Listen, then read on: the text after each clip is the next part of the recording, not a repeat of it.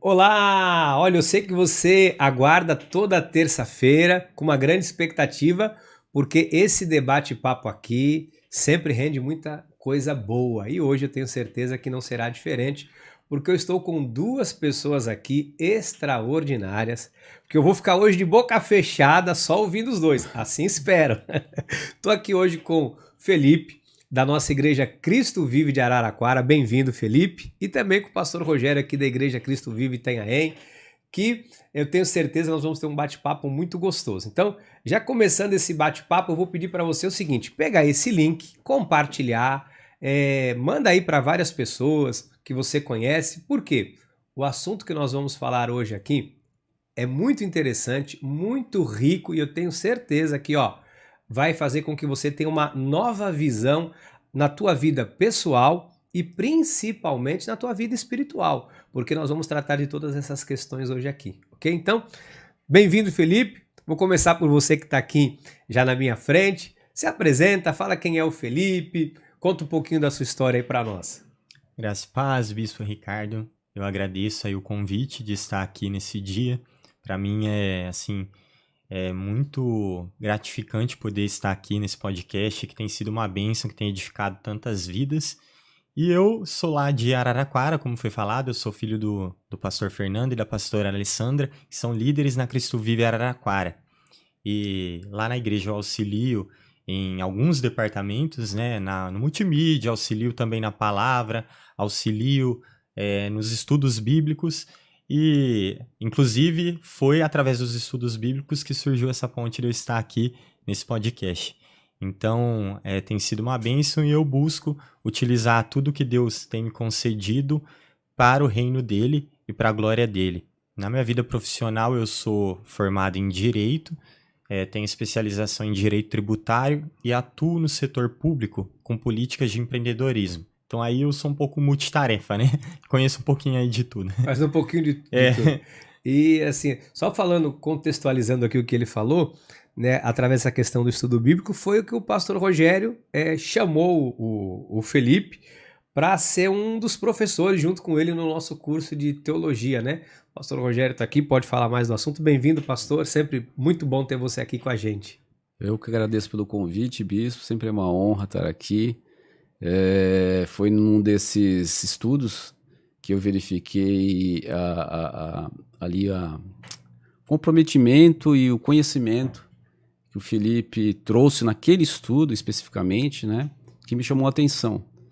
Então eu, logo de plano, já o convidei para participar do curso de teologia como um professor ali. Ele tem nos ajudado muito nesse trabalho de ministrar a palavra aí, através do curso de teologia, que é um curso da casa aqui da Igreja Cristo Vive, graças a Deus pela sua vida, a vida da Bispa Ione também, que abriram as portas aí para trazer esse estudo aí para o povo, né? E me apresentar aqui, sou pastor da Igreja Cristo Vive de Itanhaém, professor de teologia aqui da casa, sou tesoureiro aqui da casa também. E minha vida profissional, eu sou formado em Direito, cheguei a advogar um pouco em Direito, depois eu comecei a estudar para concurso público. Hoje sou tabelião de notas de um município aqui próximo de Itanhaém, que é Juquiá, aqui no Vale do Ribeira. E também sou formado em Ciências Contábeis. Então, e me dedico ao estudo da Palavra de Deus. Hoje, sempre falo para as pessoas, né? Da mesma forma que eu estudava para os concursos públicos, hoje eu deixei de lado para estudar a Palavra de Deus. Uau. Então, eu me dedico especificamente ao estudo da Palavra de Deus. Uau, olha vocês aí no meio de quem que eu tô. Agora eu fiquei intimidado com esses dois aqui, mas eu tenho certeza que é bênção, olha, de verdade. Vocês fizeram uma live. Deixa eu falar o porquê desse convite, né? Óbvio que ter vocês aqui é sempre uma honra, uma alegria.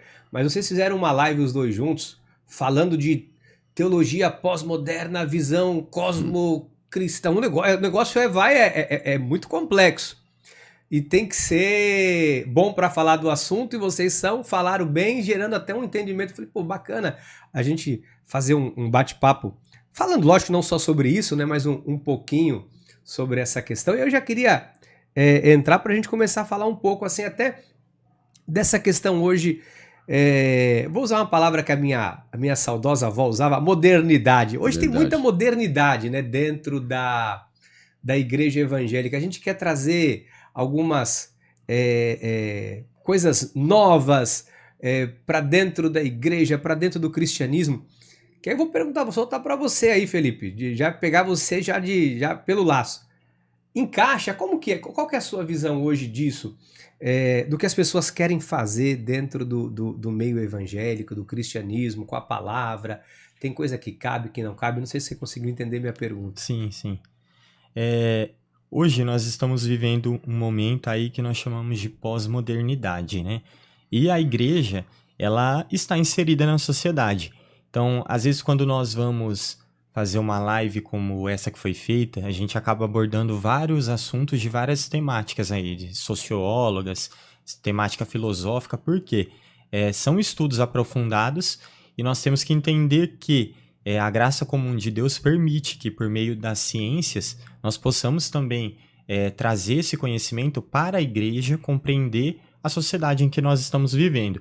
E por que isso é importante? Exatamente para que a igreja entenda qual vai ser o seu papel nessa sociedade em que nós estamos inseridos e como ela vai agir diante dos problemas que surgem a partir disso. Então, dentro dessa pergunta que foi feita, eu acredito que hoje a igreja ela busca, de uma certa forma, se encaixar, depende muito da situação, mas algumas igrejas buscam se encaixar em algum padrão aí para conseguir ser mais atrativo ou para conseguir talvez trazer uma certa atenção ali para a igreja. Isso varia muito. Tem algumas questões em que isso cabe e tem algumas outras questões onde não cabe. Até uma das lives que eu fiz de estudo bíblico, ela falava, a modernidade é líquida, mas a nossa fé é sólida. Então, os princípios da fé, eles são inegociáveis, né? Isso precisa ficar muito claro. Apesar de nós estarmos passando por um momento que essa pós-modernidade, também chamada de modernidade líquida, é um momento onde muitos valores são relativizados. Mas nós precisamos entender que a fé não pode ser relativizada. Mas também há uma preocupação, e às vezes isso entra num outro campo, né? Que é a questão da microética cristã. Então, às vezes, as pessoas estão muito preocupadas com coisas que não são tão relevantes assim e deixando, às vezes, temas muito relevantes de lado. Então, por exemplo, uma questão que eu vejo muito ser debatida na internet, que igreja não pode ter parede preta porque está querendo parecer com o mundo e ser uma balada, né? Eu já vi esse tipo de comentário. É uma questão de microética, porque onde a cor da parede da igreja impacta, onde isso muda a sociedade, onde isso está relacionado com os princípios do cristianismo. Então, eu acho que a gente entra numa questão assim, existem algumas coisas que é necessário batalhar diligentemente pela fé, mas tem coisas onde se perde e se gasta muita energia para tratar de assuntos que eles não têm impacto nenhum no campo espiritual. Isso é tão interessante você falar, e eu vou passar essa bola aqui para o pastor Rogério, porque assim, eu acho que isso não é nada novo, né? Se você pegar o povo de Deus, né? Israel, o povo de Deus viveu em várias situações, né? Na Babilônia, viveu no Egito, e eu acho que ali tinha muitas misturas de costumes. Então assim, eu acho que aí quando entra a questão de uma idolatria, né, pastor Rogério, eu acho que isso aí sim tem o poder de interferir. Por exemplo, houve momentos que o povo de Deus estava inserido dentro de culturas, porém o povo do Senhor não aderiu àquela cultura, né? Sim. O fato da igreja trazer para si algo que possa impactar, porque o padrão da igreja sempre foi um padrão em que era um modelo, né?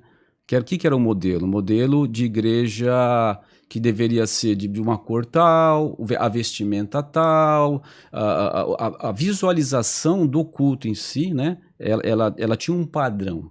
Quando se altera algumas coisas, a tendência é ter uma resistência com relação a isso, da própria sociedade, as pessoas que são que tem assim mais, a gente chama aquelas pessoas mais dogmáticas, tem uma tendência de rejeição. Só que você não pode, e a história mostra isso aí, você não pode trazer para o ministério uma análise apenas no aspecto visual. Quando nós entramos numa igreja, você já consegue visualizar se aquela igreja tem uma palavra, algo concreto dentro da igreja ou não. Você consegue analisar o que é feito de uma forma que possa, na visualização, ter de diferente. Isso é deixado de lado, porque você só analisa a parte visual quando a igreja não tem uma palavra consistente. Perfeito. Quando a igreja não tem uma palavra consistente, você pode olhar para o aspecto visual e falar assim, isso aqui é um teatro, isso aqui é uma coisa que está atraindo as pessoas. Mas quando você vê que ali tem a palavra, né, e foi até uma questão que o nosso apóstolo Miguel Ângelo trouxe no último congresso, né, da gente bater muito na tecla de trazer um alimento espiritual concreto. A responsabilidade, né? A né? responsabilidade Que o líder tem. Exatamente. E como que a gente vai analisar isso com relação à cultura que nós temos hoje? Essa é a grande questão. E a história mostra isso, né? O povo saiu, o povo estava, e por incrível que pareça, a conscientização do povo não se deu em Israel, se deu no cativeiro. Exatamente. Se deu na Babilônia. Se deu em outra cultura totalmente diferente da cultura judaica. É lá que eles tiveram a consciência do que é o verdadeiro Deus, para voltar e reconstruir. Então, essa fase que eu vejo é uma reconstrução. Esse momento que nós estamos vivendo é um momento de reconstrução. Então, nós estamos ainda num terreno meio alagadiço, a gente não está sabendo, a gente tem que tentar entender a cultura para a gente fazer teologia. Esse aspecto é o mais difícil de hoje, dessa cultura pós-moderna, né, que a gente está falando. Esse aspecto talvez seja o grande desafio da igreja. E o que você falou é muito interessante, porque entra no aspecto da liturgia, né? A gente tem aquela liturgia do culto, o formato, o modelo, que alguém criou, né? Alguém disse, olha, a liturgia do culto é assim, a gente está num país tropical, né? Muito do que nós temos hoje, do que chegou no Brasil em termos de cristianismo, né? Embora tentaram introduzir antes, mas vamos falar nos últimos 170 anos, que de fato foi difundido, a gente percebe que tudo que veio de fora, de países com culturas diferentes, né? E aí chega aqui no Brasil, a gente nunca teve a oportunidade, eu penso assim, o Felipe, de nós sermos autênticos, ou seja, eu acho que talvez pela primeira vez a igreja está tentando se encontrar, né, na sua autenticidade, na sua característica, dizer assim, olha, nós como igreja, nós vamos buscar esse formato. Agora, princípios são inegociáveis, né? Sim. Valores são inegociáveis. O pastor Rogério falou, dentro do que você disse, é a mesma coisa. Olha, eu entro num lugar, se a palavra me preenche, cara, eu não vou nem olhar para mais nada. Exatamente. É a palavra, né? A palavra preencheu. Então, você acha que hoje a gente está tateando e sofre esse preconceito porque a igreja está encontrando um caminho? Porque a gente sempre teve sempre copiando, parece que pelo menos no Brasil, né? Parece que a gente está sempre copiando como as outras nações fazem. Sim. A gente teve uma influência muito grande, né, dos missionários que vieram tanto da Europa, dos Estados Unidos, e implantaram essa liturgia que nós temos hoje na igreja protestante brasileira, né? E eu entendo que nós precisamos ter um equilíbrio. Por quê? É necessário encontrar pelo que nós estamos batalhando. É pela fé ou são por tradições, costumes vãos? Então é necessário sim ter esse equilíbrio e saber aonde você vai gastar energia para batalhar. Porque muitas vezes algumas igrejas, elas estão preocupadas com a vestimenta, elas estão preocupadas com a cor da parede. E o que deve ser mais importante? Não é se voltar para a fonte, que é a palavra, não é ter um filtro na palavra de Deus para aquilo que está sendo pregado, aquilo que realmente edifica, aquilo que produz algo na vida das pessoas. Então, olhando por esse aspecto, eu vejo que hoje nós estamos num momento, né, de uma era onde ocorreram muitas mudanças. E a modernidade líquida realmente ela fala sobre isso, né? Que são estudos de sociólogos, filósofos que interpretaram que esse momento que nós estamos vivendo é um momento... O que é a sociedade líquida para quem está assistindo? Certo. a pós-modernidade e modernidade líquida, a gente pode dizer que são sinônimos. Então, nós vivemos ali no século XVIII um momento de grandes mudanças sociais, onde ocorreu o Iluminismo. E o Iluminismo foi um momento onde a sociedade se despertou para a razão. Então, a sociedade colocou muita expectativa de que a razão resolveria os problemas do homem. Então, ali no Iluminismo, nós vamos ter, junto com ele, revolução científica, nós vamos ter aquele momento onde as religiões são deixadas de lado e se dá muito foco na razão. Aquela sociedade que ela era teocêntrica, ela começa a se tornar antropocêntrica. Então, é uma sociedade que vem logo em seguida ali do Renascimento, é uma sociedade que ela vai focar muito no quê? No homem. E o homem vai dar resposta para os problemas do homem. A sabedoria, a inteligência do homem, a capacidade intelectual, ela que vai responder como o homem vai lidar com os seus problemas. Mas aí a gente vai chegar no momento das guerras, nós vamos chegar no momento onde o homem vai perceber, e isso a gente fala de um sentido social como um todo, que a razão não trouxe todas as respostas que o homem precisava. E aí nós vamos ter críticos que vão surgir criticando essa fé que o homem colocou na razão. Então, tudo bem, nós temos um problema ali no Iluminismo, que ele é um movimento extremamente naturalista, extremamente... um movimento que foca muito na razão. Mas aí nós vamos ter agora o que nós chamamos de pós-modernidade, aqueles que criticam quem colocou a fé na razão. Mas eles vão dizer, então, que a razão não pode trazer respostas para o homem. E para isso eles vão sacrificar o que nós chamamos de verdades absolutas. Então não existe verdade absoluta para um pós-modernista. O que existe são formas de se enxergar as coisas, é tudo muito líquido, nós não temos uma base sólida para nada, né? Então é exatamente disso que eu estou falando, esse momento que nós vivemos atualmente, muito influenciado por filósofos como Nietzsche, esses filósofos aí que trouxeram correntes existencialistas, correntes do niilismo. Então essas filosofias vêm pregar que não existe como se chegar a respostas por meio da razão. Mas aí elas sacrificam valores muito importantes para o homem, que são você crer que existe uma verdade, você crer que existe certo e errado. Então, para quem vive... Que vai na contramão exatamente da nossa fé, né? Exatamente. Cremos numa verdade absoluta, cremos... Nós também não estamos 100% em acordo com o movimento que ocorreu ali no Iluminismo, porque o Iluminismo desprezava a fé. Mas também esse movimento que vem como uma resposta ao Iluminismo, que é esse movimento pós-moderno, ele, na verdade... é um perigo muito grande. Hoje é a filosofia que mais impacta as universidades, que mais impacta o mundo que nós vivemos. É aquela famosa frase, né? Cada um tem a sua verdade. E se cada um tem a sua verdade, não existe nenhuma verdade absoluta. O que existe são verdades relativas de acordo com a forma que cada um vive. Então esse é o problema que a gente tem na nossa sociedade hoje, né? É sempre a busca do homem pela sua própria verdade, né, pastor Rogério? O homem está sempre buscando... Isso, às vezes eu sou recorrente no que eu falo, mas sempre parece que chover no molhado é sempre a mesma coisa. Desde lá de trás, né? O homem, cada um está buscando a sua própria verdade, o homem está buscando encontrar a solução para tudo. Sim. E o tempo todo a gente vê... E hoje isso, de certa forma, reflete no que a gente vive como igreja, né?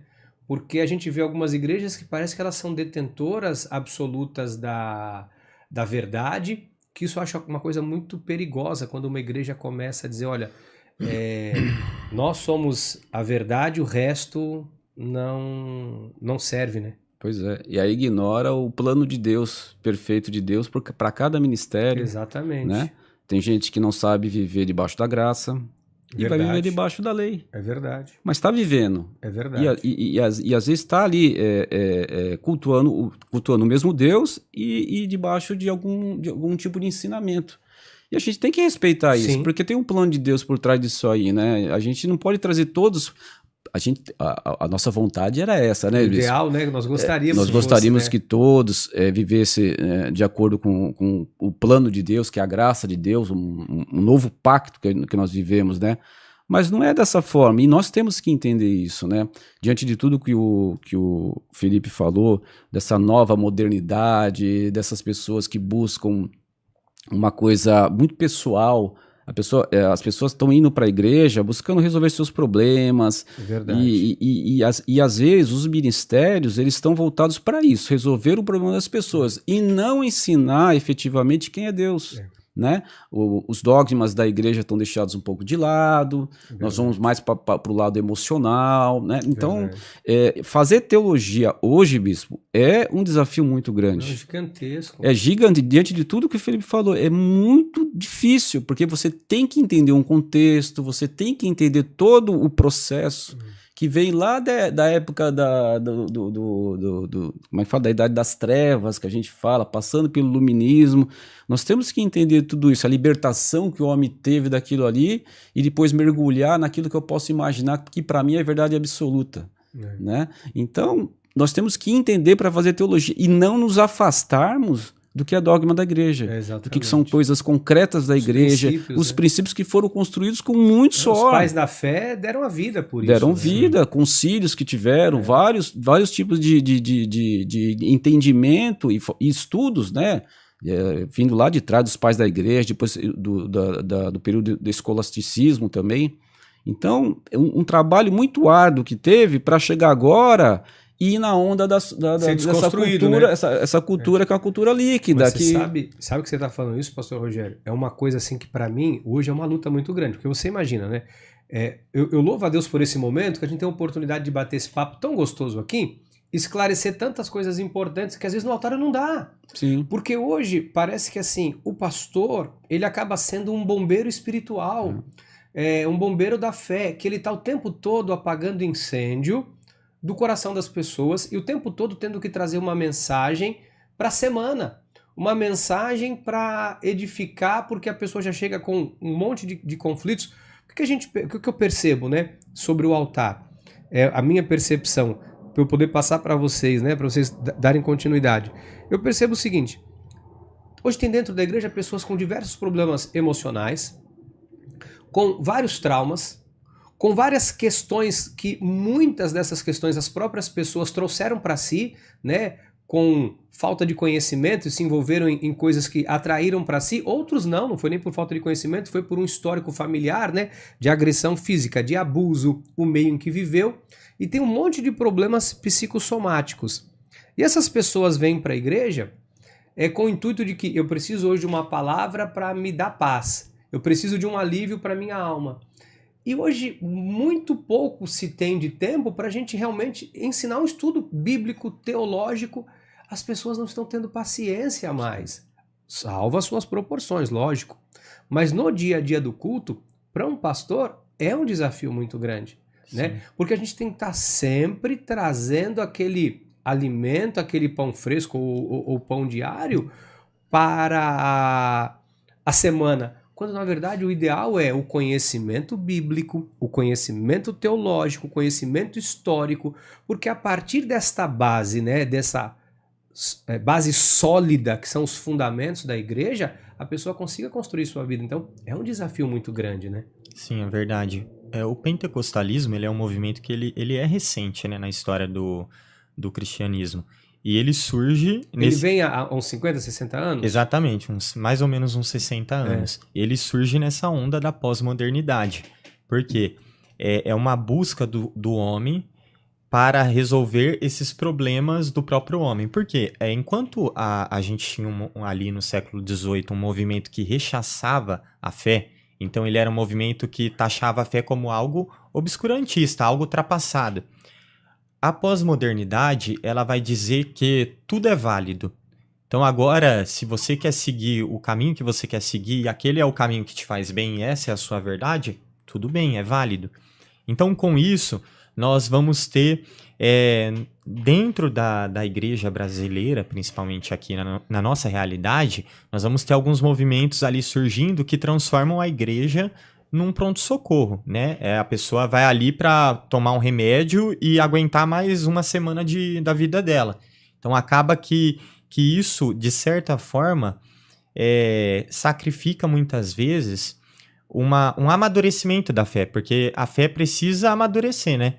A pessoa precisa ter esse amadurecimento e confiar em Deus, né, como a palavra ensina que deve ser confiado, e depender de Deus como a palavra ensina que ela deve depender. Mas esse movimento ele surge nessa onda da pós-modernidade, e nós vemos que ele sacrifica muitas vezes a palavra pela experiência. Então, essa é uma questão também que a igreja hoje ela precisa ter um equilíbrio na palavra e na experiência, porque a experiência jamais pode contradizer a palavra. Exatamente. A palavra, ela é o guia. Se está na Bíblia, nós cremos, se não está, nós não cremos. Então, a experiência é importante, sim, mas você não pode sacrificar a palavra pela experiência. Nós vemos em alguns movimentos, grande parte dos movimentos evangélicos brasileiros, que são movimentos pentecostais, o sacrifício da palavra pela experiência, e vão surgindo situações muito místicas no meio da igreja. Então isso é uma realidade da igreja brasileira hoje, ela é muito mística e muito preocupada com a microética. Ela está preocupada muitas vezes com vestimenta, ela está preocupada com cor de parede, ela está preocupada com assuntos que são micro, e não com os assuntos que são macro e que afetam a sociedade como um todo. Foi o que o pastor Rogério falou, que você pega o mais importante, você deixa de lado, Sim. Né? E foca naquilo que a gente está canalizando, naquilo que não deveria ser canalizado. A gente está colocando a nossa força, né? Volto a dizer, não quero ser recorrente, mas o tempo todo tentando tratar esferas emocionais que, ao meu ver, aí eu falo isso com muito respeito, algumas questões deveriam ser tratadas até mesmo, não que a igreja não tenha, né, que fazer isso, mas em ambiente separado. Às vezes a pessoa precisa de uma ajuda profissional para alguns aspectos que ela tenha emocionais, mas ela traz isso para dentro da igreja, entrega para a igreja, olha, vocês precisam resolver essa demanda. Só que ela não se abre para a questão da palavra.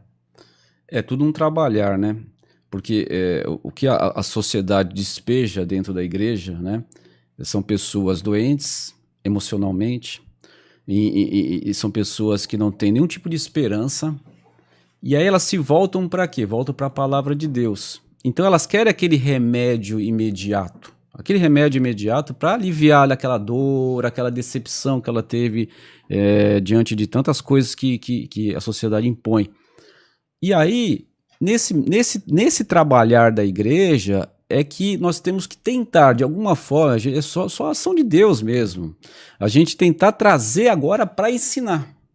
O alívio, eu não vejo como a gente nós temos que se afastar disso. É uma coisa inevitável. É necessário. Ele é necessário. Não tem como. A pessoa chega aqui machucada, ferida. Então isso, abraçar a pessoa e tentar passar um remédio, assim, que a gente fala que é paliativo, mas depois trazer a realidade, né? Exato. Que é a palavra de Deus. Depois ensinar, mostrar o caminho. E aquilo que o Felipe falou, o que as igrejas estão preocupadas hoje? Esse que é o problema, né? Estão apenas querendo o quê? Encher as igrejas, né? E deixar, e sabendo que cada um ali tem o seu problema e não vai ser resolvido. Não vai ser resolvido, porque só se resolve com a palavra, só se resolve com a verdade. E o termômetro que as pessoas têm, pastor Rogério, para você concluir, se a igreja está cheia, então a igreja é boa. Se a igreja está lotada, é porque não, aquela igreja sim é melhor do que aquela igreja. Quando, na verdade, muitas igrejas estão lotadas, mas não é a palavra que está sendo predominante naquele lugar, né? As pessoas estão indo atrás de milagres. Exato. Né? A gente sabe que Deus opera milagres, né? Mas as pessoas só mostram milagres e fazem questão de mostrar os milagres, que na maioria são tudo encenação, né? Mas as igrejas estão lotadas. A igreja que prega a verdade, a igreja que realmente é uma igreja voltada para o estudo da palavra, você vê que essas igrejas, poucas pessoas têm interesse ou frequentam, né? Então fazer teologia hoje não está fácil. Não é fácil. Não está fácil, porque essa sociedade de hoje impõe um desafio muito grande para a igreja. Muito grande. E a própria, o governo e a administração não tem colaborado muito com essa questão. Tem jogado coisas um peso muito grande na sociedade. Não, agora, essa questão do liberalismo, volta e meia não pode falar de cristianismo, a questão agora da questão emocional, de relacionamento de pessoas mesmo. Então, é uma mistureba que a gente tem que saber lidar com tudo isso aí, senão a gente vai fechar a porta para tanta gente que, de repente, Deus tem uma obra Exato, que fenomenal a pessoa precisa, ali. exatamente, A pessoa precisa. exatamente. E a igreja fecha a porta para essas pessoas, né? Porque a gente também tem a gente não, né? De modo geral, o homem tem essa questão de julgar, né, as pessoas, acontece muito. né? O julgamento, isso é difícil, né? Eu acho que hoje, assim, a gente precisa se preparar cada vez mais e melhor em todos os aspectos, né? A igreja, eu vejo hoje, assim, o nosso grande desafio hoje como igreja é nos prepararmos para tudo e termos cada vez mais pessoas competentes, né? Como Araraquara tem você, Felipe, como nós temos aqui o pastor Rogério e outras pessoas, cada vez mais competentes em áreas fundamentais para nós estruturarmos a igreja. Então, assim, ter pessoas estruturadas para um trabalho como esse de teologia, para o ensino da palavra, para fundamentar a palavra. Aconteceu uma coisa interessante comigo essa semana. Eu encontrei uma médica que esteve aqui comigo num bate-papo. Foi muito legal essa fala dela comigo. Ela disse assim: bispo, eu na sua igreja tem estudo da palavra? Eu falei, temos um professor de teologia, dá um curso bíblico e tal. E essa médica falou assim para mim: não, porque eu tenho um amigo que assim, ele tem muita fé, passou por muitas coisas na vida. E eu falei para ele: você conhece Deus?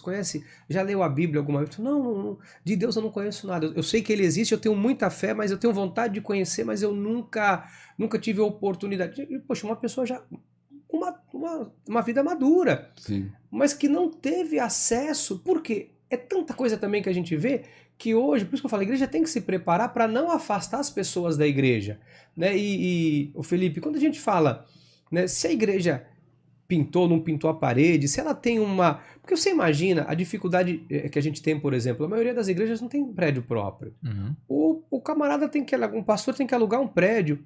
Às vezes, fora de uma característica do que era no passado, quando uma igreja, né, católica chegava numa cidade, fundamentava ali uma igreja, como nós temos aqui na nossa Praça Matriz, né, com o envolvimento das pessoas, do governo, do município, tal, da própria igreja, uma estrutura financeira, e fazia-se um padrão de igreja. Então a gente sabe, qualquer igreja do interior que você vai, né, seja aqui, como eu estive uma vez na Bahia, é muito parecida com a igreja que nós temos na nossa Sim. Praça Matriz aqui, né? Não sei como ela é em Araraquara. Mesmo formato de Mesmo arquitetura. formato de né? arquitetura. E a igreja evangélica, a gente nasceu meio que no berço periférico, na marreta. Então, olhar para essas questões ou brigar por causa disso é micro, né? E Sim. só prejudica a igreja, né? É verdade. E dentro dessa questão mesmo, nós temos que entender o seguinte, se nós como igreja não compreendermos o que é essa modernidade líquida, o que é, né, esse momento pós-moderno que nós estamos vivendo, muitas vezes nós vamos acabar nos frustrando, porque às vezes a gente vai esperar que as pessoas ajam de uma forma, que elas sejam de uma forma que o contexto onde nós estamos não é mais dessa forma. Por quê? Uma das questões que a modernidade líquida traz para a gente é que hoje o ser humano ele tem uma dificuldade muito grande de aceitar uma hierarquia. E isso faz parte dos estudos ali da modernidade líquida. Por quê? Nós estamos numa sociedade onde as pessoas hoje elas se sentem suficientes por elas mesmas. Então, muitas vezes elas não vão aceitar uma hierarquia, muitas vezes elas não vão permanecer uma vida toda dedicadas a algo como elas permaneciam no passado. Então, no passado eu tinha uma pessoa que ela ficava num trabalho e ela se dedicava a vida inteira para aquele trabalho. E ela ia crescendo ali dentro da empresa, mas aquele era o trabalho dela. Hoje, isso já não é mais comum.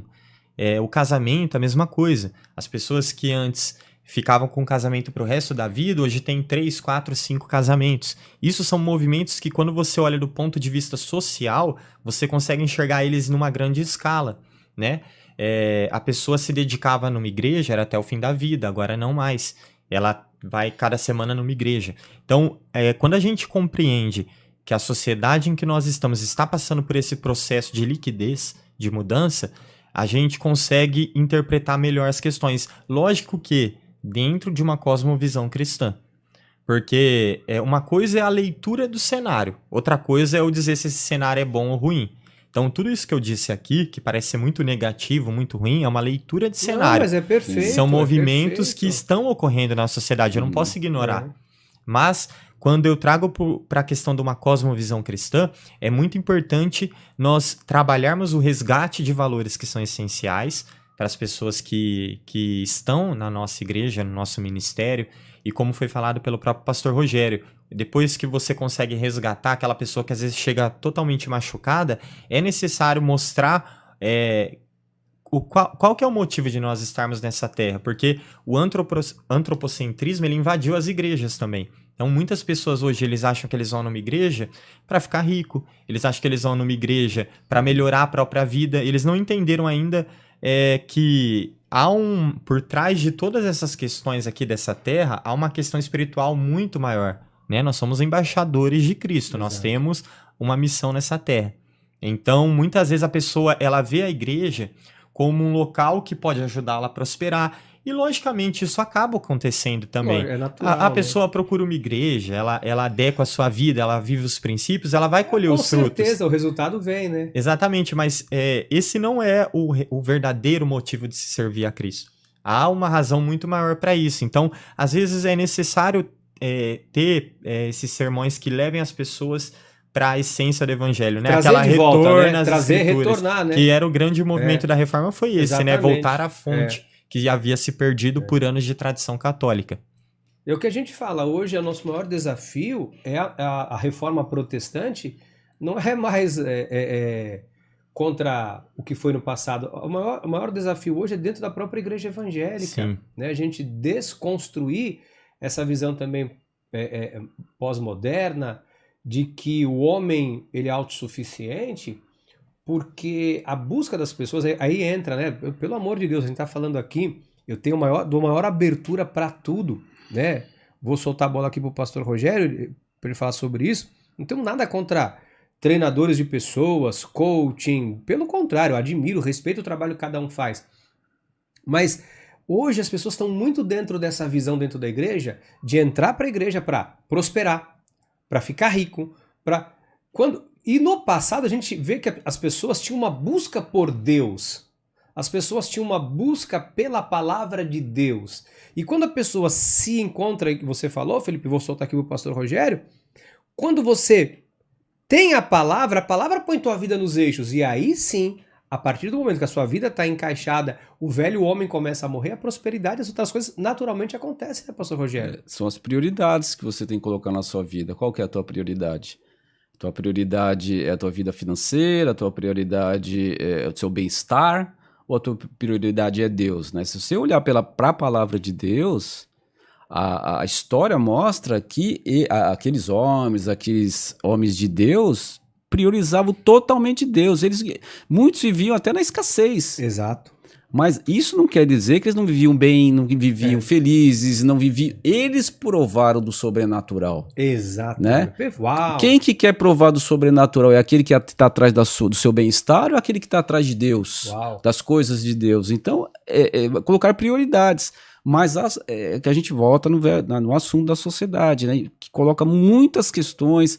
Hoje nós temos muita competitividade dentro da sociedade. Verdade. Então as pessoas sempre estão achando que sempre estão devendo algo para alguém, ou sempre estão atrás de algo, que aquilo é inatingível, inalcançável, sendo que a solução do problema está na outra curva ali, é em Deus, exatamente. Não é nesse caminho que eles estão seguindo. Então, olha, fala a verdade, bispo, a gente, eu dando aula de teologia, eu percebo assim, a alegria das pessoas, dos alunos. O olho brilha, né? O olho brilha. O olho brilha. Talvez se falasse assim, você vai ter um aumento de salário, não brilhasse tanto o olho quando brilha quando a pessoa descobre algo. Ela fala, nossa, eu não sabia disso aqui. É o conhecimento, né? Ele é extraordinário. Eu não sabia que isso é dessa forma. Esse tipo de coisa que deixa, inclusive, né, a palavra corta para os dois lados. A hora motiva, né? Continuar a fazer. Quando eu recebo algum feedback, falo, pastor, aquilo que você falou mudou algo na minha vida. É só a palavra, bispo.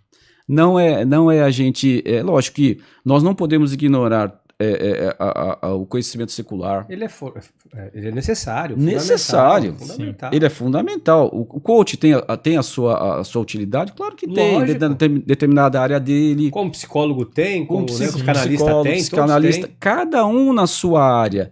Trazer isso para a igreja tem que trazer tem que saber, tem que ter sabedoria para trazer isso para a igreja. Verdade. Porque você utiliza dessas técnicas para você pregar, né? Sim, Porque nós não somos um robô, lógico. que somos tomados por um Espírito Santo e a gente não tem controle sobre. Não, nós temos controle, nós somos racionais naquilo que a gente está falando.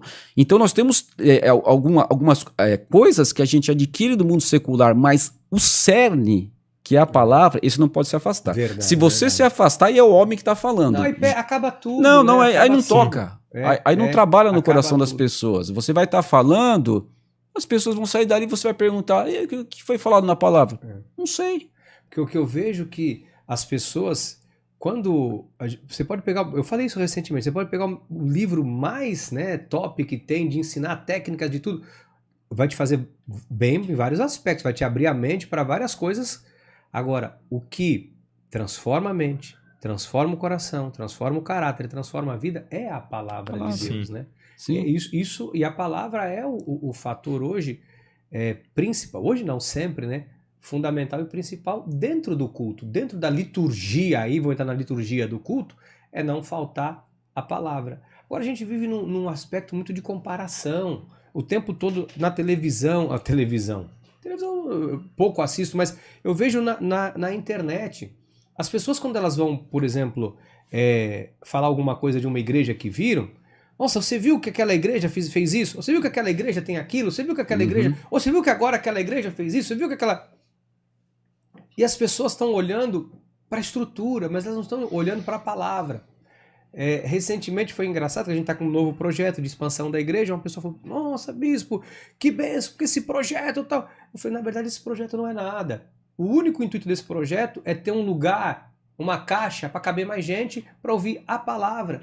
Porque senão a gente começa a achar que porque a estrutura é grande, nós somos grandes, porque a gente tem isso, na verdade tudo isso é a parede preta, ou a luz, ou parede branca e luz XYZ, na verdade isso é só uma forma de contextualizar um espaço, que se não tiver a palavra, não vai haver transformação, não vai haver mudança, as pessoas não vão se reconciliar com Deus, as pessoas não vão ter vida plena. Isso que o pastor Rogério falou é fato. Quando você vê a pupila dos olhos de alguém dilatar, porque a pessoa viu algo que foi de Deus, que aquilo preencheu o vazio que o ser humano tem no coração, aquilo preencheu a alma, que a pessoa fala, uau, eu não tenho nada, mas eu tenho tudo.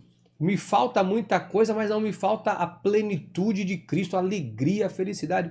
Porque a gente vive achando que assim, a felicidade está em ter, a felicidade está em alcançar, a felicidade está em conquistar os meus objetivos, em fazer aquela viagem dos sonhos. Isso é uma realização pessoal que te dá um afago na alma. Se a gente falar assim, qual foi a melhor viagem que você fez? Você vai falar assim, eu fui, você vai ter a lembrança dela, gostoso. Mas quando a gente fala do que Cristo fez em nós, é algo que todos os dias, né, nos preenche, Então é um desafio, Felipe, grande. Sim, exatamente. Quando nós compreendemos a cosmovisão cristã como ela deve ser compreendida, nós vemos que sem Cristo nada faz sentido, né?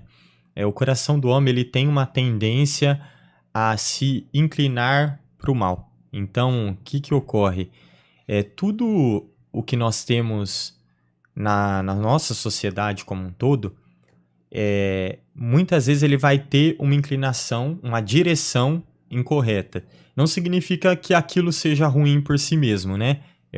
Só para exemplificar aqui, por exemplo, as artes, né? As artes não são ruins em si mesma, a essência da arte, mas às vezes o que aquele artista, a forma que ele está utilizando a arte para se expressar é numa direção negativa, com uma mensagem negativa, de uma forma negativa. Então, eu vejo que nós, como igreja, precisamos ter essa visão completa, da figura completa. Quando eu fui estudar a fundo Cosmovisão, parece que um quebra-cabeça assim que se encaixou e eu consegui enxergar a figura completa e muitas coisas que não faziam sentido passaram a fazer sentido. Como, ao longo de toda a história humana, o homem sempre buscou trazer respostas para si pelos meios incorretos, pelos meios errados. E aí foram surgindo diversas correntes filosóficas, doutrinas, formas de tentar se chegar a uma resposta, de tentar se compreender o universo. Porque cosmovisão é exatamente isso, né? É as lentes com que eu enxergo o mundo. É a minha visão de mundo. Então, quando eu entendo a cosmovisão cristã... Até mesmo consciente e inconsciente, inconsciente, né? Também. Porque o inconsciente da pessoa também, ela vai ter uma cosmovisão, uma visão do mundo, mesmo que ela não perceba, mas ela tem algo dentro dela, no inconsciente dela, mostrando. Exatamente, né? Porque é um conceito que ele não nasce no cristianismo, né? Ele nasce fora do cristianismo. Sim. E ele vai ser adotado pelo cristianismo para que se consiga dar as respostas cristãs para toda essa questão. Então... o Calvino já dizia, né? O coração do homem ele é uma fábrica de ídolos. Porque se eu não aprender na minha vida a levar tudo para Deus e a enxergar tudo do ponto de vista que Deus quer que eu enxergue, né? Que Deus se revelou por meio da palavra. Então, para eu entender a forma que Deus quer que eu enxergue, eu preciso conhecer a palavra. E se eu não aprender a viver dessa forma, eu vou cair em muitas contradições, eu vou cair nessas situações onde eu não vejo sentido na vida, onde eu não compreendo as coisas, e se eu não adoro a Deus, eu adoro alguma outra coisa. Sim. Então, o homem, ele sempre vai ter algo que ele está adorando, né? Há uma obra que ela fala que o homem, ele não é o homo sapiens, ele é o homem religioso. E religioso no sentido de ele quer se conectar a algo. Na verdade, ele está sempre em busca de alguma coisa. Exatamente. Ou ele vai encontrar na religião, ou ele vai encontrar em algo que vai se tornar algo que ele ídolo, faz, né? De sua religião. Então foi o que aconteceu no iluminismo. O iluminismo falava tanto contra a religião, mas eles transformaram a ciência num cientificismo que é uma religião na ciência. Então, o homem é uma religião. É uma religião, é uma convicção de algo que você não pode provar. Então, nós vemos aí que toda vez que o homem ele tenta encontrar alguma resposta fugindo do caminho que é Deus, que é Jesus, ele vai cair nesses momentos onde a gente vê na história movimentos de reação a algo que viu um problema em algo. Havia um problema nas doutrinas do iluminismo, cientificismo, naquela lógica de que a razão responderia a tudo. E aí o homem, para dar resposta a isso, chegou nas conclusões da pós-modernidade. O homem sempre está buscando uma resposta, a verdade é essa, né? E aí, quando ele não encontra ou não tem a percepção disso em Deus, ele vai arrumar uma resposta. Ele vai encontrar em alguma outra coisa, assim? Que vai ser o ídolo dele. Sim. Eu imagino que o desafio da teologia, porque assim, a teologia, vou soltar para o pastor Rogério aqui, a teologia é ultrapassada, pastor Rogério? Ultrapassada? Não, a teologia tá buscando uma fórmula nesse cenário. Nesse cenário, exatamente. Ela está buscando uma fórmula. Agora... A maneira de trazê-la, né? Porque diante de tudo isso que o Felipe falou, depois das guerras, né, que a gente chama aquela neo-ortodoxia, né, que é tentar resgatar aquilo que a reforma protestante trouxe. Porque a reforma protestante, por incrível que pareça, depois que ela veio, logo em seguida veio a questão do iluminismo. Sim. Que é uma libertação daquela escravidão lá da Igreja Católica, que impôs lá durante 1000 anos. Exato. Então, o que aconteceu nesse período aí? Depois, quando vieram as guerras e romperam essa questão da razão, a razão, como eles falavam, uma antropologia otimista, né? Que via sempre um futuro promissor. Quando veio a guerra, ela interrompeu essa questão e nasceu um novo pensamento. E agora?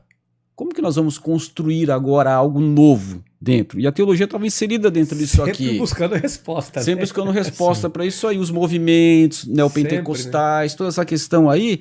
E hoje, o que é o neopentecostalismo que hoje? O que é? E essa é a questão. É cada um para um lado, exatamente. É cada um com um pensamento, é cada um com um tipo de... Não tem uma direção. Trazendo algo, tentando trazer algo novo. As coisas... Não tem mais nada novo. Tá tudo na brincadeira. Né? Por isso que a teologia está ultrapassada? Não. É que as pessoas estão tentando reinventar ou inventar algo maior ou superior. É porque elas se depararam com um problema, um grande problema, que é a sociedade nova, moderna hoje. É um grande desafio, por quê? E hoje tem a questão da tecnologia também, que muda constantemente e você não sabe realmente aonde. De repente você está indo por um campo aqui, de repente aquilo já mudou, não tem nada a ver com aquilo. Aí você tem que recuar. Mas agora, a raiz, ela não muda. Exatamente. Que é a palavra, que são as questões doutrinárias, aquilo que a gente fala, isso aqui a gente não é inegociável, nós não podemos abrir mão disso aqui. E criar dentro disso algo que possa, de alguma forma, se é que existe só o Espírito Santo para fazer isso aí, né? Iluminar as pessoas para que sejam atraídas para essa verdade.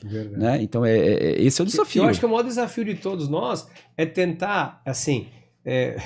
florear algo para gerar interesse novamente, né? É mais ou menos assim, olha, isso aqui existe, isso aqui faz bem, esse é o medicamento, não há outro remédio. Sim. Porém, as pessoas já não querem mais tomar esse remédio, porque elas já experimentaram tantas coisas na vida que falaram, mas já provei de tanto, já tive na igreja, eu já fui no centro, eu já fui não sei o que lá, já fui em tudo quanto é lugar. É aquela vacina que você tomava que hoje não resolve mais. Exatamente. A mutação do vírus, né? O vírus está mutante. A sociedade está assim. As pessoas ficam assim. Porém, o que a gente tem a raiz que traz a cura. Sim. O que a gente precisa agora, acho que de forma inteligente, é trazer um retorno ou tornar atrativo, que eu acho que é o nosso esforço, para as pessoas voltarem para essa base, né? Para a pessoa voltar a estudar teologia. Poxa, o que a gente fez? A gente percebeu aqui na igreja.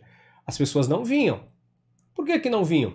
E eu entendo por que elas não vêm. Porque hoje, né, na vida moderna, a mulher trabalha fora. Sim. Essa é a vida moderna, trouxe essa consequência. Sim. Ela tem que trazer o pão junto com o marido. Sim. Por quê? Porque há uma demanda que a sociedade obriga, um padrão de vida que a gente tem que ter. Né? E para eu ter esse padrão de vida, minha mulher vai ter que trabalhar comigo para eu poder ter o quê? Um carro, para eu poder ter um telefone, para eu ter uma casa. Então, a modernidade exigiu que a minha mulher, que cuidava da casa, eu saía para trabalhar e dava um padrão de vida digno, porém simples, aos olhos, né, da sociedade atual, não serve mais. Então, preciso ter mais. Para que a gente não sabe? A gente quer sempre ter mais, né? A gente quer mais. Mas, enfim, não vou entrar no mérito. E aí, essa mulher não pode sair de casa. Aí, a gente vive numa sociedade, vamos contextualizar o perigo. Uma mulher ou um jovem, uma moça à noite, sozinho, dependendo do horário, é perigoso. Dependendo de cada região, de cada cidade. O que a gente fez? Curso de teologia. As pessoas não vêm até a igreja, vamos levar para casa delas. Vamos para a internet. Sim. E aí há todo um trabalho que é feito, né, para que a pessoa tenha acesso. Porém, a gente briga hoje contra quem? Contra 50 milhões de outras coisas que estão aqui no smartphone, que a pessoa às vezes entra eu me coloco nisso, que isso acontece comigo. Se acontece comigo, acontece com todo mundo.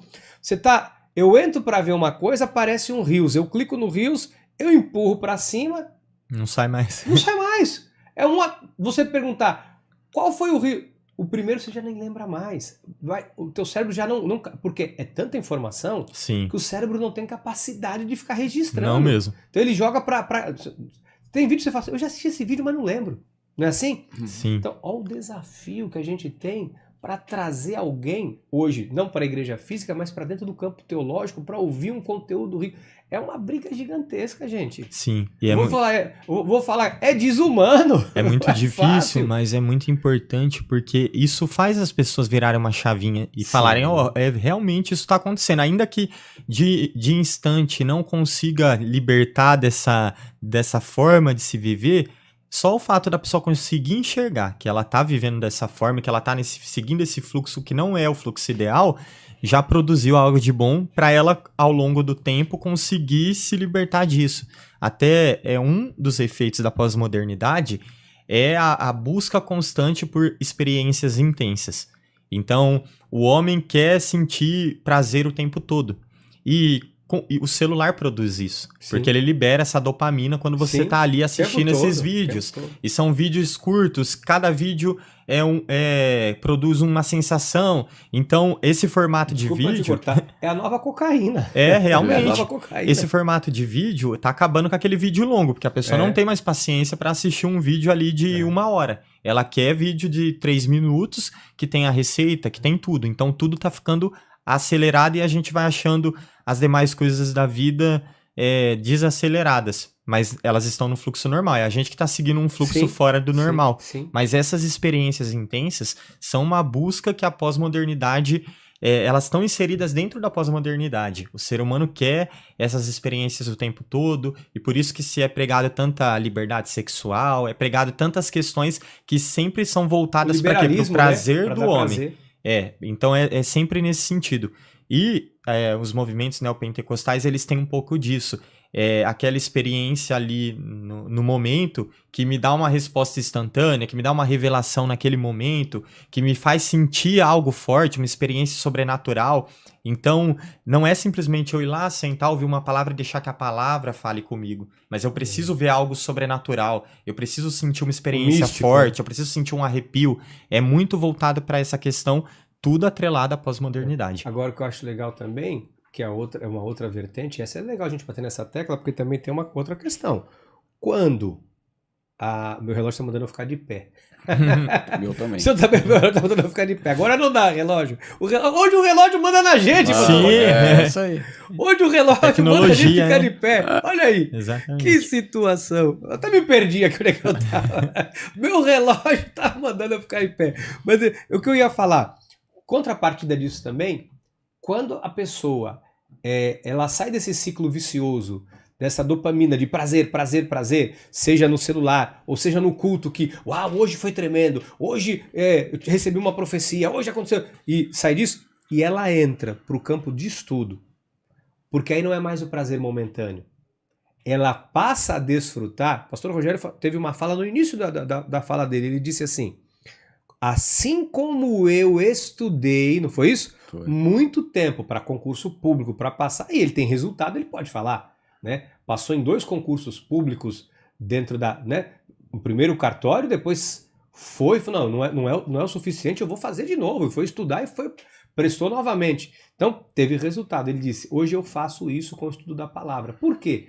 Porque isso também traz um prazer extraordinário cada vez que a gente estava aqui nos bastidores falando. Ele falou, eu conheço a geografia toda de Israel, toda na minha cabeça, eu tenho aqui, eu sei, começa a falar e eu sei por onde vai cada caminho, ou seja, isso é estudo, isso é o prazer que a gente tem que buscar ter do conhecimento da palavra, porque a gente vai começar a se afastar cada vez mais desses prazeres temporários, dessas coisas que só iludem a nossa emoção, a nossa alma, mas que no momento, como diriam os antigos, né, do vamos ver, a pessoa não tem estrutura para suportar as coisas, o problema da vida, não sabe resolver um problema, porque está o tempo todo nesse frenesi, né, de querer só satisfazer a sua própria vontade.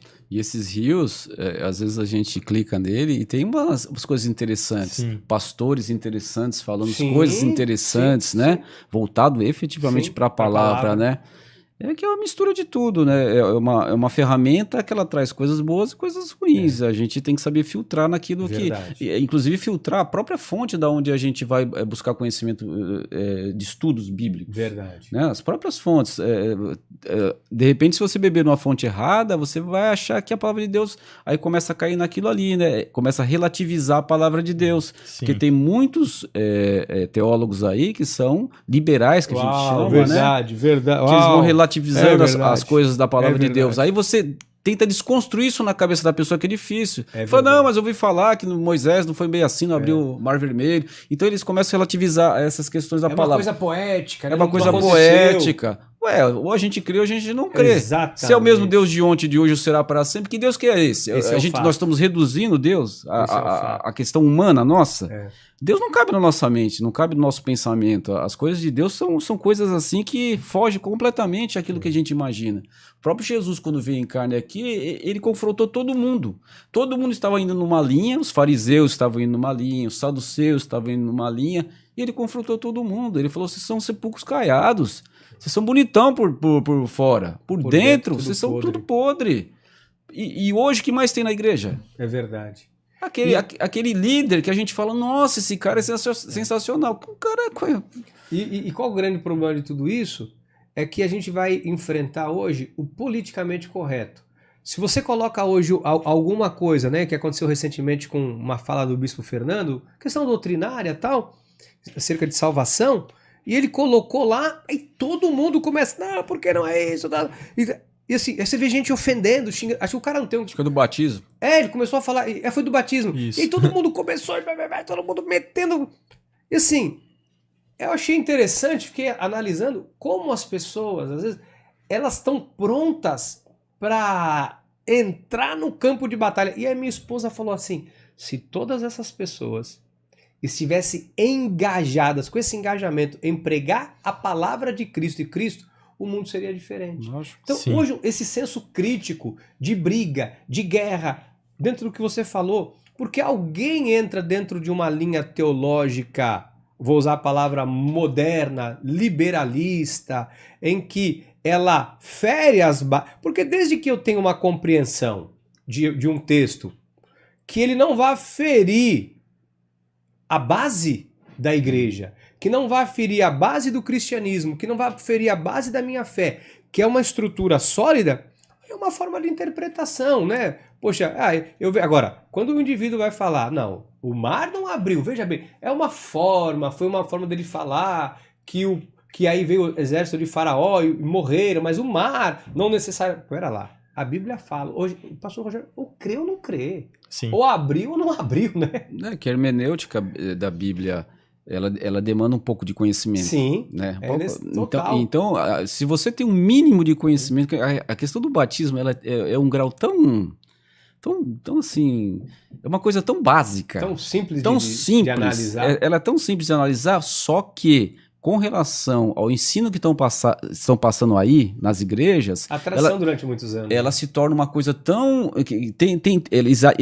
Imagina, se passa que tem uma relação com a salvação em si, sim. o batismo nas águas. E se você lê a palavra de Deus, você não precisa ir muito longe, filho. Você vai lá no Concílio de Jerusalém, lá está em Atos dos Apóstolos, lá. Se fosse uma coisa fundamental dentro do cristianismo, Tiago tinha falado, olha, batismo nas águas aqui também. Ele falou, não, tira a circuncisão, olha, não faz isso, não faz aquilo, pronto. Ele colocou a fórmula simples e básica. Se o batismo nas águas fosse uma questão fundamental dentro do cristianismo com relação à salvação, porque a visão do judeu era essa, a circuncisão tinha a ver com a salvação. Sim. A visão deles era essa. Então tem que circuncidar, senão não vai alcançar a salvação. E eles, quando eles perceberam a obra genuína da graça de Deus, falaram, não, claro que não. Os gentios não precisam circuncidar.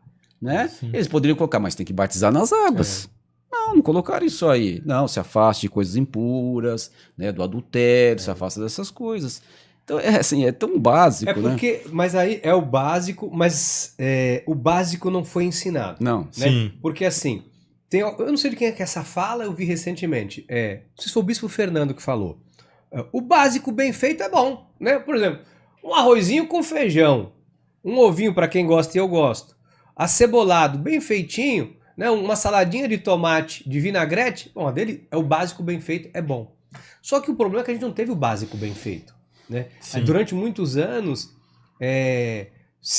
houve alguns, dentro do movimento neopentecostais, houve primeiro aquele movimento de que cura e libertação. Exatamente. Então tudo era cura, libertação, cura, libertação, cura, libertação. E durante muito tempo era cura, libertação. E as igrejas neopentecostais lotaram.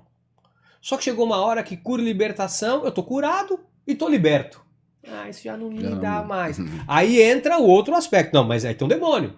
Tem a possessão, porque você não prospera porque eu tenho uma entidade. Aí vai, a entidade.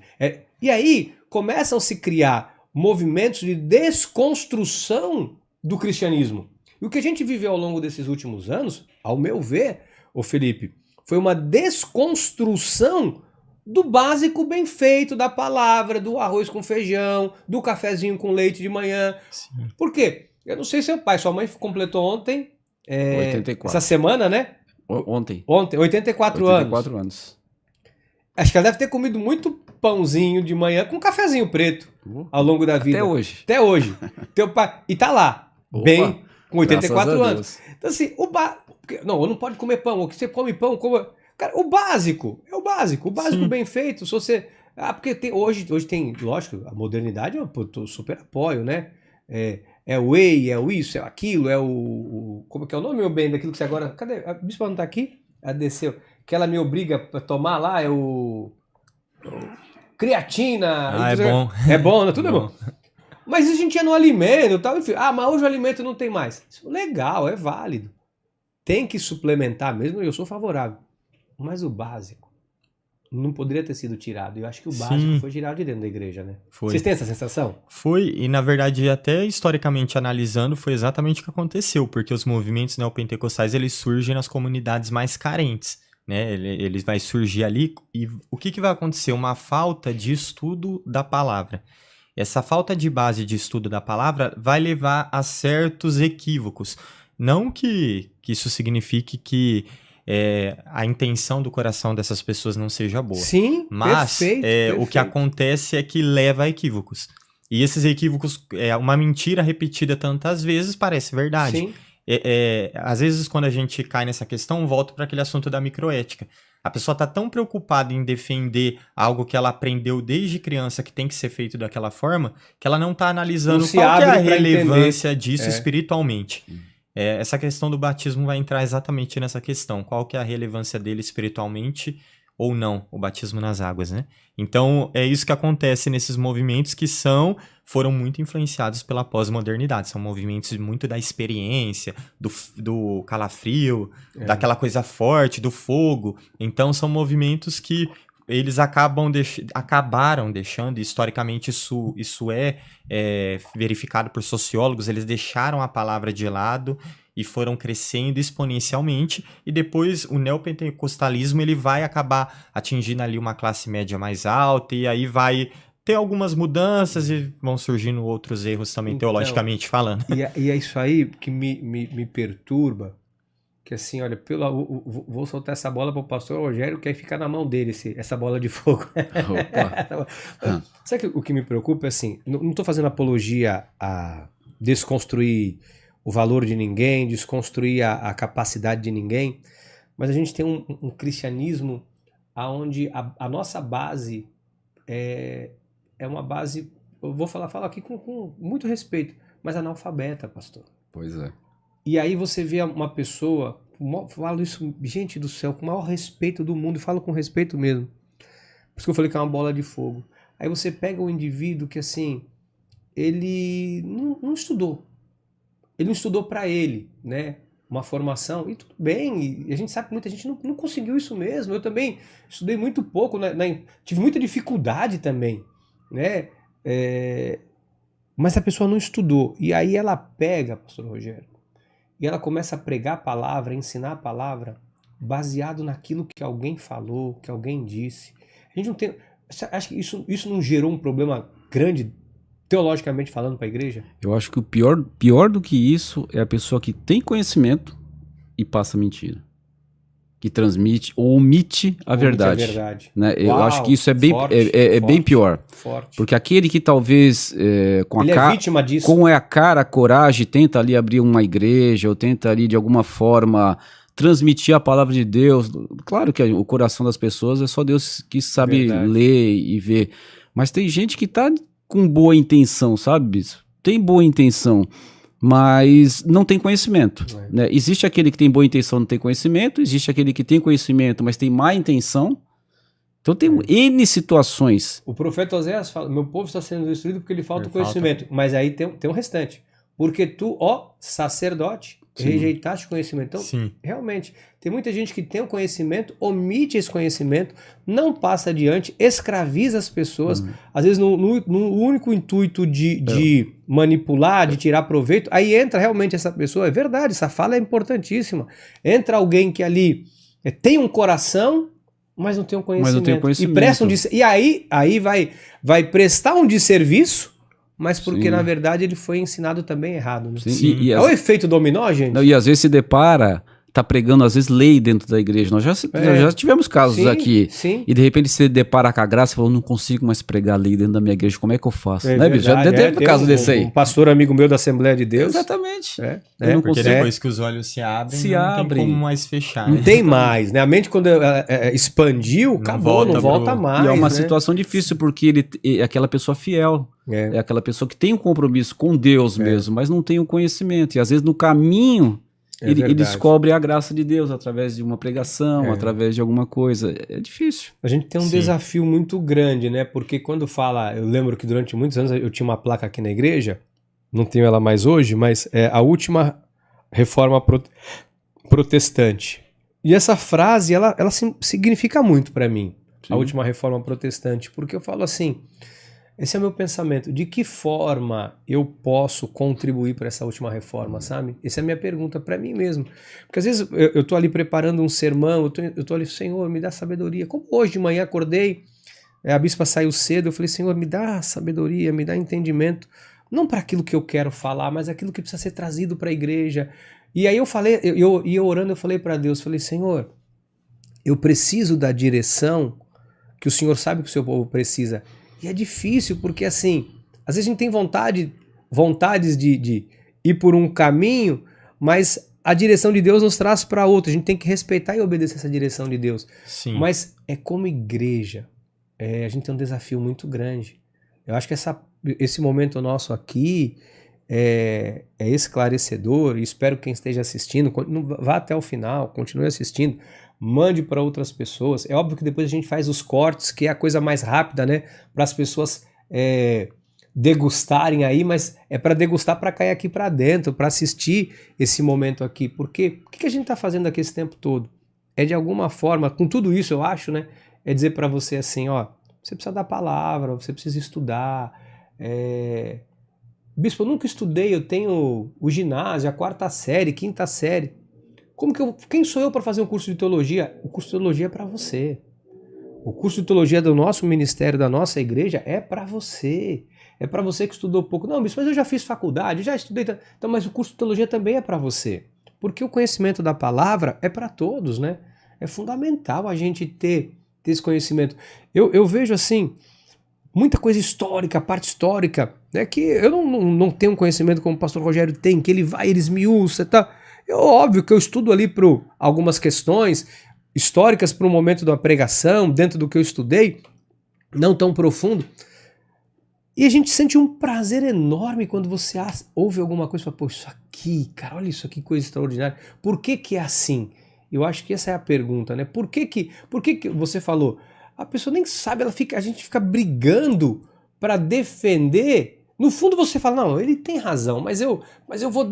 É mais uma vaidade do que... Sim, não é? É exatamente essa questão, porque o problema não é você dizer assim, não tem estudo, não consegue compreender a palavra de Deus, porque o Senhor Jesus pregava para pescadores, eram pessoas desletradas. Exato. Então o evangelho, ele não é elitista, ele não é só para quem tem conhecimento. Perfeito. Mas a questão está no coração, porque quando eu tenho um coração humilde para buscar a fonte, para aprender a palavra, eu vou recorrer à Bíblia. Eu vou recorrer à palavra e vou buscar aprender.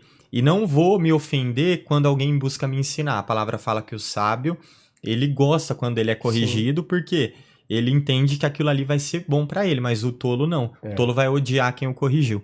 Então, eu entro mais nessa linha mesmo. É um problema de coração.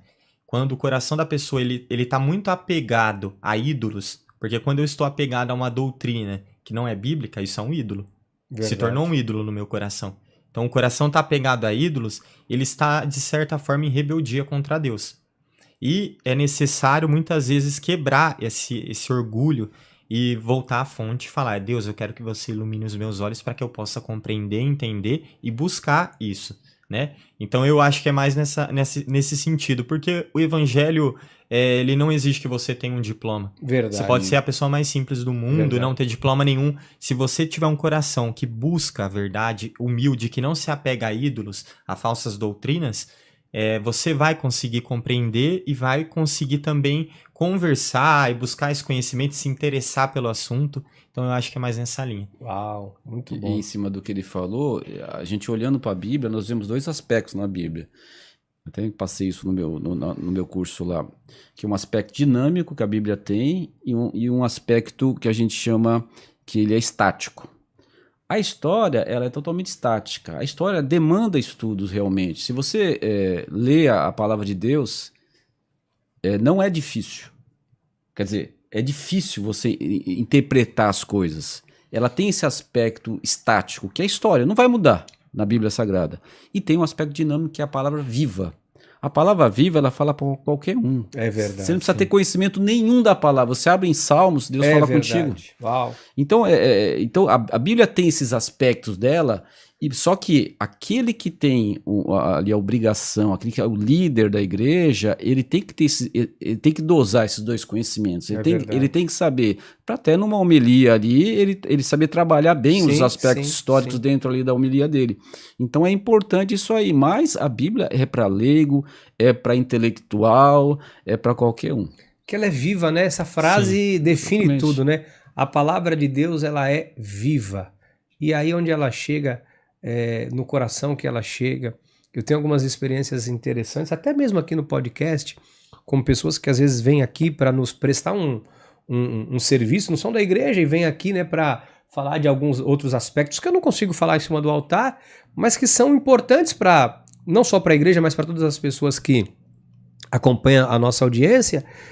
E elas ficam impactadas quando elas chegam aqui na igreja, quando eu tenho a oportunidade de falar para elas, olha, tudo isso aqui é para Deus, isso aqui não é feito para fama, eu não estou buscando nada. Recentemente, eu já falei isso, acho que é a segunda vez que eu falo, achei engraçado, uma pessoa parou uma pessoa da nossa igreja e disse assim, poxa, o bispo tá com podcast e tal, ele vai se envolver em política, ele quer... Eu dei risada. Mas sério, porque ele tá fazendo isso, ele entrevistou não sei quem, ele tem uma aspiração política? Não, admiro, não acho que é errado o cristão estar na política, pelo contrário, prefiro muitos cristãos lá dentro do que pessoas que vão prestar um desserviço para a sociedade, não só para o cristão, porque quando alguém governa para todos, né? Então, mas eu não tenho essa aspiração. Na verdade, tudo que a gente faz aqui é para o reino, é para que de alguma forma eu consiga, seja por uma médica que passa por aqui, seja por uma delegada ou qualquer pessoa, ou como vocês, tudo nosso intuito é o quê? De alguma forma, gerar o conhecimento, né, social, mas também o espiritual, né? E já é mais do que comprovado. Quando o homem domina, vem as guerras, né? Quando o Senhor domina, vem a paz, vem a cura, vem a mudança, vem a transformação. Estou falando isso para dizer o quê? Às vezes vem pessoas aqui que quando eu começo a falar de Jesus para elas, elas ficam... Eu nunca tinha ouvido isso de Deus. Nossa, eu nunca tinha entendido isso dessa forma. Nossa, eu nunca tinha... não tinha compreendido. Porque esse é o poder, né, da palavra de Deus. Não importa, quando ela chega num coração, para mim não é surpresa quando, tal pessoa lá que estava na mídia se converteu. Cara, qualquer um pode se converter, qualquer filho pode ser alcançado, é filho, Deus vai buscar a ovelha perdida quando a palavra chega. Então esse é o nosso desafio, né? A gente não se desviar. Aí eu queria, não sei quanto tempo nós estamos aí já, 1h20. Então para não segurar vocês aqui, que eu sei que vocês têm bastante coisas para fazer também, ô Felipe, qual conselho que você daria aí para alguém dentro da palavra? Ou que você queria falar, ou de repente você não falou, bispo, faltou isso aqui, eu queria dar esse spoilerzinho, fica à vontade. Certo. Eu acredito que é muito importante a gente buscar esse conhecimento e com o coração aberto para aprender a palavra e principalmente eu digo que estudar teologia é algo que liberta a vida, porque muitas coisas que às vezes não podem parecer não fazer sentido, passam a fazer sentido. Então, eu percebo que às vezes as pessoas querem respostas, mas não querem se dedicar um pouco para conseguir essas respostas.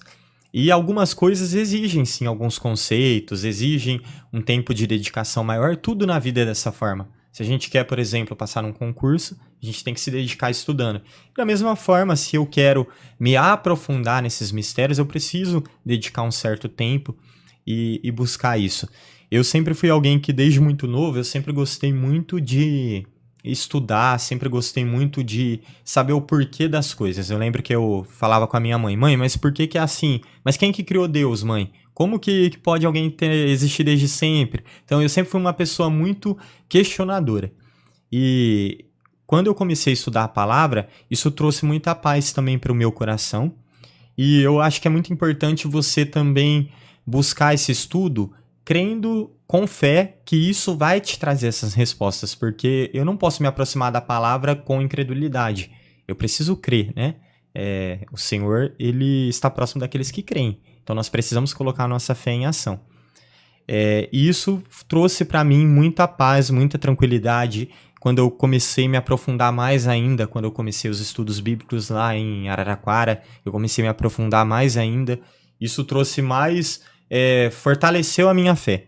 Então, uma dica que eu dou, você que ainda não estuda teologia, às vezes porque tem medo da palavra, eu sei que às vezes alguns vocabulários, algumas palavras, nomenclaturas, elas podem afastar aquele ouvinte que é um pouco mais, talvez leigo no assunto, mas não se assuste, busque esse conhecimento, porque eu creio que Deus ele ilumina a nossa mente para que cumpra o propósito dele na nossa vida. Não é para que eu saiba mais que alguém, não é uma competição, mas é para ele cumprir o propósito dele por meio das nossas vidas, em meio a uma sociedade que precisa. Nós estamos num momento da história, como foi falado aqui, foi abordado modernidade, foi abordado a questão da modernidade líquida.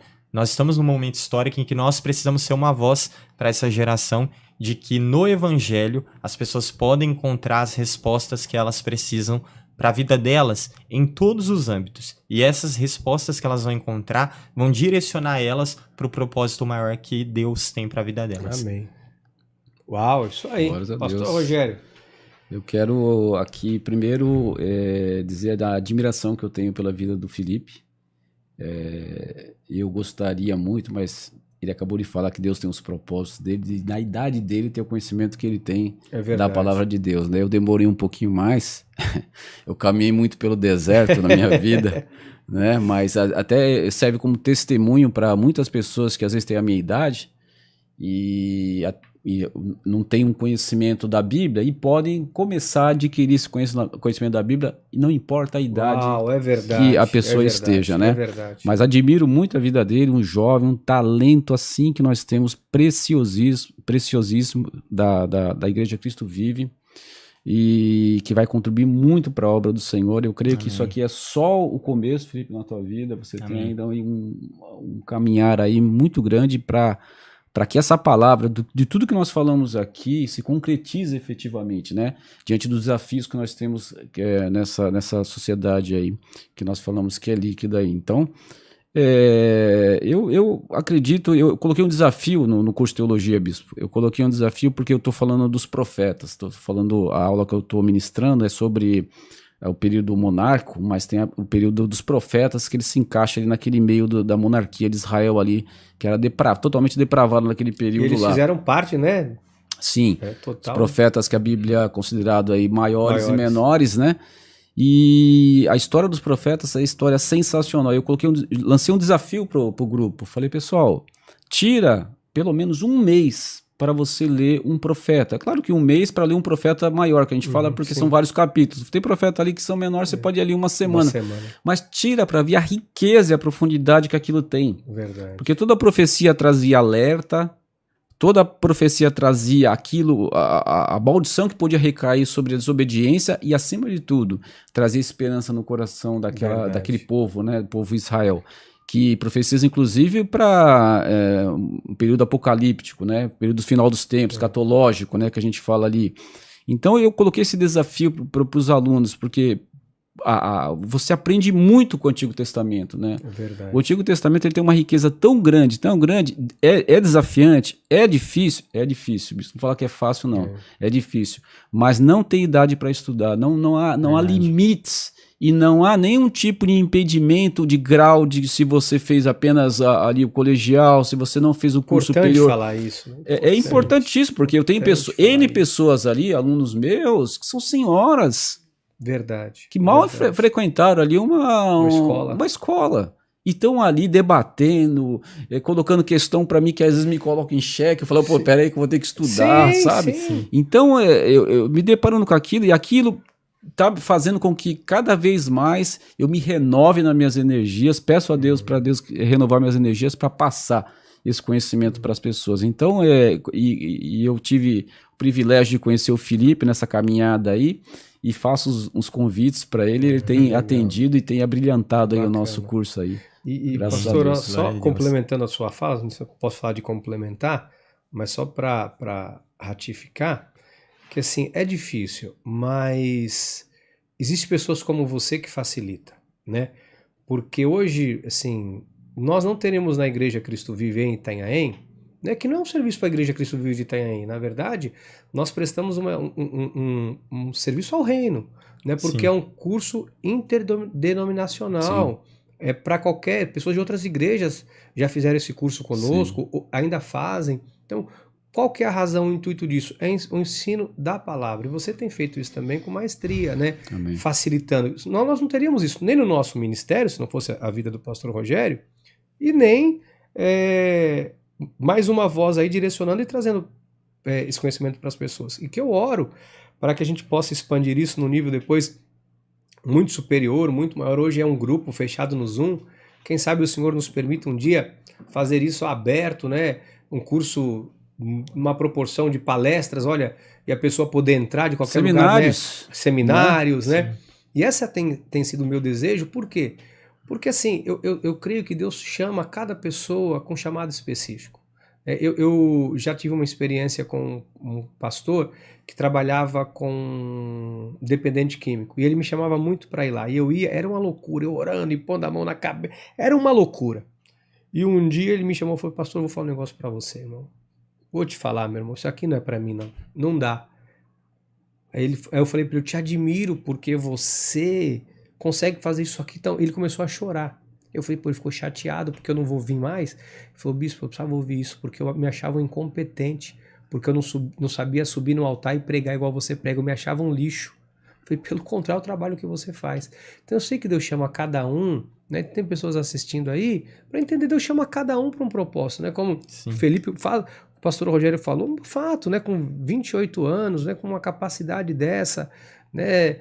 Pastor Rogério, eu comecei mais tarde, mas também com uma capacidade extraordinária. Então, louvo a Deus pela vida de vocês também, pelo trabalho de vocês. E, pastor, pelo trabalho que você tem feito de facilitar isso para as pessoas, né? Quando você falou que eu falei: poxa, olha que interessante. Olha, estuda um profeta. Quer dizer, olha que forma extraordinária de dizer para alguém: conheça aqui a palavra, vai por aqui, porque às vezes a pessoa pega uma Bíblia, ela não sabe por onde começar. A gente sempre fala: começa pelas epístolas do apóstolo Paulo, né? Vai pelas 14 epístolas. Ok, mas a partir daí um conhecimento a mais, né? Poxa, entender qual é a função de um profeta. Então, parabéns pelo trabalho de vocês. Espero tê-los mais vezes aqui. Eu sei que o Felipe é uma dificuldade, né? Para vir de Araraquara. Eu sei que é uma viagem, mas eu sei que Deus também vai te honrar e te recompensar. Amém. Felipe, e essa casa é de vocês, assim, são sempre bem-vindos. Aqui eu não preciso convidar, não. É só vocês falarem: eu quero ir aí para falar de qualquer assunto.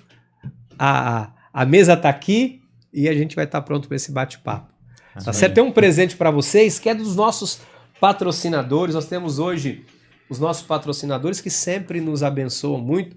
Uma delas é a Boticário, tem a Petra, construtora imobiliária, a WSNet com a internet, Habib sempre enviando lanche para nós. Eu queria entregar aqui para você, Felipe, muito obrigado, esse presente, isso aqui para você, pastor Rogério, para marcar, né, esse momento aqui e dizer que sempre eu falo de muitos assuntos aqui e falo de verdade. Esse é o assunto que mais me satisfaz, mais me dá prazer falar, é esse da palavra, porque eu sei que o impacto dele realmente não é só social, ele é além das fronteiras da nossa razão, lógica e que o Deus faz, né? Então, você que nos deu a honra de ficar com a gente até agora aí, que Deus te recompense, te retribua, e vamos compartilhar esse link, hein? Tchauzinho pra lá, ó.